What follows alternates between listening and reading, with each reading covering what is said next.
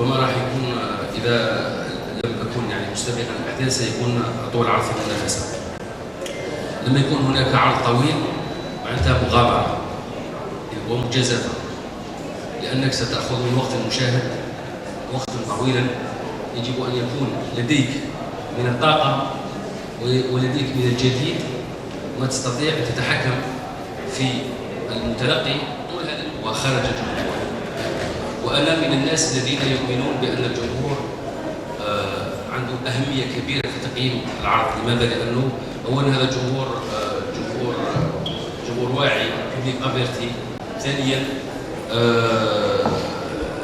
الانطباع الأول للجمهور يجب أن نحترمه. وما دام هناك خروج معناتها كاين سؤال يجب أن يطرح. لماذا؟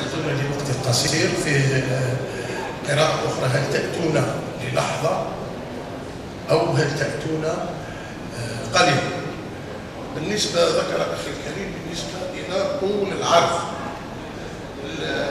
عزيزنا ياسين من الناس أيضا فرضوا شخصيتهم على الأدب العالمي في حد ذاته، وهو ساخن. فرض في المسرحيات نوع من الرتابة يقول الملك هذا اللي يلتمسه الجمهور الكريم أو الحضور الكريم في خلال هذا العرض هو عبارة عن